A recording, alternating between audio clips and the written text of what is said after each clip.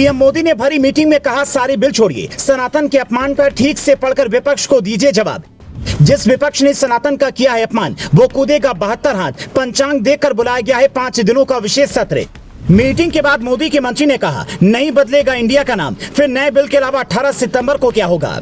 इधर विपक्ष इस बात पर हंगामा करता रहा कि मोदी जी देश का नाम बदल देंगे। मीडिया ये दिखाती रही कि देश का नाम क्यों बदलना जरूरी है। उधर पीएम मोदी ने जब कैबिनेट मीटिंग बुलाई तो सारा मामला ही बदल दिया। अपने मंत्रियों से साफ साफ कहा कि सारे बिल और सारी चर्चाएं छोड़िए, सनातन के अपमान पर खुलकर मैदान में आइए, ठीक से पढ़कर तथ्यों के साथ विपक्ष को जवाब दीजिए। इसीलिए मीटिंग के बाद मंत्री अनुराग ठाकुर ने मीडिया में जाकर कहा कि सरकार देश का नाम बदलने पर विचार नहीं कर रही है। तो सवाल है कि 18 सितंबर को मोदी सरकार संसद सत्र आखिर बुला क्यों रही है। अब तक किसी मंत्री ने खुलकर यह भी नहीं कहा है कि कौन सा बिल आने वाला है। तो हमने इसे समझने के लिए पंचांग के पन्ने पलटे तो कुछ दिलचस्प बातें पता चली। 18 सितंबर को भाद्रपद महीने की शुक्ल पक्ष की तृतीया तिथि है और 19 सितंबर से गणेश उत्सव शुरू होने वाला है। दोपहर 11 बजे के बाद अभिजीत मुहूर्त है। इसी मुहूर्त में नए संसद भवन में सारे संसद बैठेंगे, कामकाज शुरू होगा। ये दैनिक भास्कर की रिपोर्ट है जो सूत्रों के हवाले से लिखता है कि 18 सितंबर को पुराने संसद भवन से ही विशेष सत्र की शुरुआत होगी,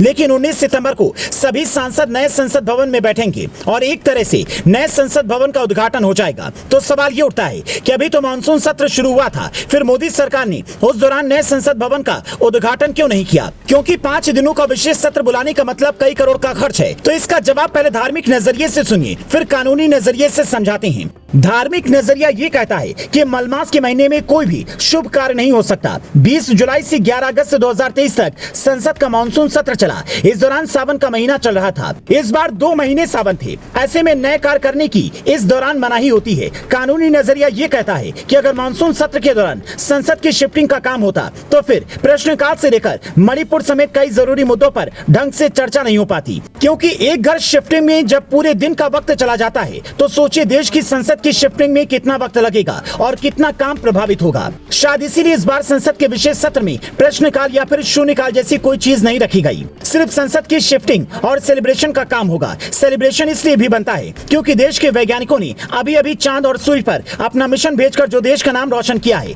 उसे संसद को भी सेलिब्रेट करना चाहिए। यहाँ तक कि G20 देशों की मेहमान नवाजी जो आजाद भारत के इतिहास में हम पहली बार कर रहे हैं और दुनिया को अपने एजेंडे पर चर्चा के लिए राह दिखा रहे हैं, उसका जश्न भी जरूर बनता है। इसीलिए मोदी सरकार ने बड़ी सोच समझकर 18 सितंबर की तारीख चुनी ताकि कई बड़े कामों का जश्न एक साथ संसद में मनाया जा सके। वैसे भी विपक्ष तो यही कहता है कि मोदी इमेज मैनेजमेंट में माहिर है, पर यहाँ तो देश की इमेज की बात है, देश की ब्रांडिंग की बात है कि हमने अच्छा किया है, हमारे लोगों ने शानदार काम किया है, तो उसका जश्न जरूर होना चाहिए। इसलिए ऐसी उम्मीद जताई जा रही है कि मोदी सरकार इस बार भी जश्न के फैसले से हर किसी को हैरान करने वाली है। आपने चुनावी दौर में अक्सर देखा भी होगा कि सारे अनुमान धरे के धरे रह जाती हैं। जिसके मुख्यमंत्री बनने की चर्चा होती है, जिससे टिकट मिलने की चर्चा होती है, उसे मुख्यमंत्री या सांसद की कुर्सी नहीं मिल पाती। क्योंकि बीजेपी और खासकर मोदी सरकार अपने फैसले से लोगों को चौंकाने के लिए जानी जाती है। तो 18 से 22 सितंबर तक अगर देश जश्न में डूबा रहे तो आप ये मत पूछना कि भैया एक देश एक चुनाव या यूसीसी क्यों नहीं आया। क्योंकि हर एक्सपर्ट मोदी सरकार को यही सलाह दे रहा है कि अगर आप ये बिल